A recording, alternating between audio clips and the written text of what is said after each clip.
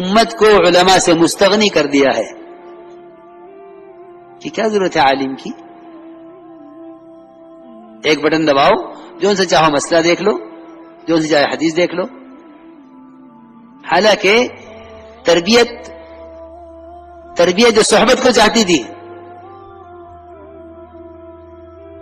خدا کی قسم صحبت تو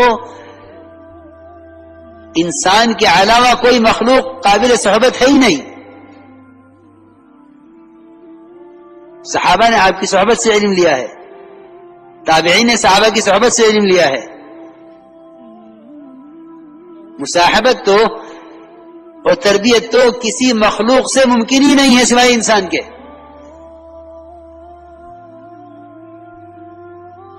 یہاں آلات پر علم ڈال دیا ہے کہ اب علماء کی ضرورت نہیں ہے. یہی زمانے کا سب سے بڑا فتنہ ہے، سب سے بڑا فتنہ ہے کہ امت کو علماء کی ضرورت نہ رہے. اس لیے یہ بات یاد رکھنا، مولانا الیاس صاحب فرماتے تھے کہ رواجی طریقوں سے رواج ترقی کرے گا، دین ترقی ہرگز نہیں کرے گا. رواج ترقی کرے گا. میں نے شروع میں عرض کر دیا تھا، بالکل ابتدا میں خطبہ مسنہ کے بعد ہی عرض کر دیا تھا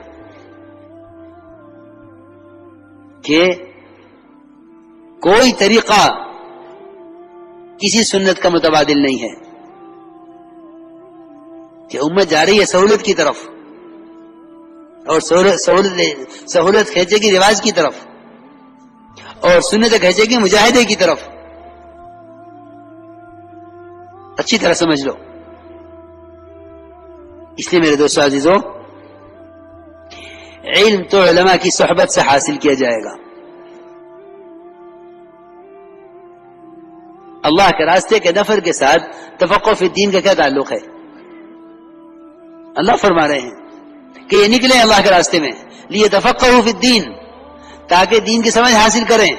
وَلِيُنذِرُوا قَوْمَهُمْ إِذَا رَجَعُوا إِلَيْهِمْ، اور واپس آ کر مقامی لوگوں کو ڈراویں. کیا بھائی، مقامی لوگوں کو ڈرانے کے لیے ان کے نکلنے کی کیا ضرورت تھی؟ یہ بغیر نکلے بھی مقامی لوگوں کو ڈرا سکتے تھے. یہ کیا ضروری ہے کہ پہلے یہ نکلیں، اللہ کے راستے میں نکلیں اور تفقہ فی الدین حاصل کریں، پھر جا کر مقامی لوگوں کو ڈراویں؟ اس کے نفر کی کیا ضرورت ہے؟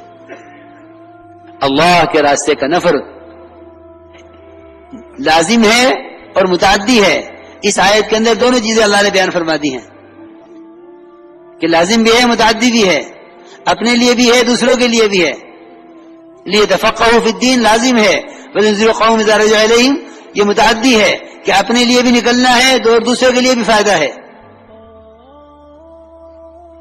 اس لیے میرے دوستو عزیزو، حضور اکرم صلی اللہ علیہ وسلم نے اس علم کی مثال جو خود لے کر آئے ہیں اور ہدایت کی مثال بادل سے دے کر امت کو حرکت پر ڈالا ہے.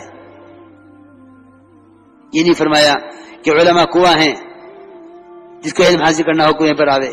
یہ فرمایا کہ علماء انبیاء کے وارث ہیں، اور میرے علم کی مثال بادل کی طرح ہے کہ بادل خود جاتا ہے زمینوں پر. 3 قسم زمین کے بیان فرمائیں. ایک زمین وہ جو پانی کو جذب کر لے اور درخت اور گھاس اگاوے. ایک زمین وہ جو پانی کو جمع کر لے، لوگ پیے اور پلاویں. ایک زمین وہ پانی جو برس کر بہ جاوے کہ اس نے اس زمین سے کوئی فائدہ نہیں اٹھایا، اس زمین نے پانی سے کوئی فائدہ نہیں اٹھایا، لیکن بادل سب پر برس رہا ہے. میرے دوستو، بزرگوں، عزیزو، اس طرح علم اور علماء کو حرکت میں رکھا تھا، کیونکہ علم امت کی امانت ہے. علم امت کی امانت ہے، اس امت تک پہنچانا ہے، اس امت تک پہنچانا ہے. جب بھی حضرت عمر رضی اللہ تعالی عنہ کسی کو بھیجنا چاہتے گورنر بنا کر ملک سے باہر، اصل مقصد ہوتا تھا دین کی تعلیم دینا اور ان کے جو مسائل ہوں ان کو بھی حل کر دینا. اور ایک صحابی نے تو انکار ہی کر دیا حضرت عمر کو کہ میں تو گورنر کے لیے جاؤں گا نہیں، ہاں اگر آپ مجھے دین کی تعلیم دینے کے لیے بھیجنا چاہتے ہیں تو میں ساری دنیا میں جانے کے لیے تیار ہوں، جہاں چاہے بھیج دو. اللہ کے نبی کی سنت سکھلانے کے لیے اور قرآن سکھلانے کے لیے اگر آپ مجھے بھیجیں تو میں جانے کے لیے تیار ہوں، لیکن گورنری کے لیے میں نہیں جاؤں گا. میرے دوستو عزیزو، اپنے علم کو لے کر حرکت میں آؤ. رسول کرم صلی اللہ علیہ وسلم نے اپنے ہر صحابی کو معلم بنایا تھا, متحرک بنایا تھا. معلم بنایا تھا, متحرک بنایا تھا, اور مزاج یہ بنایا تھا کہ دیکھو امت, علم امت کی امانت ہے, اسے امت تک بلا معاوضہ پہنچا دینا.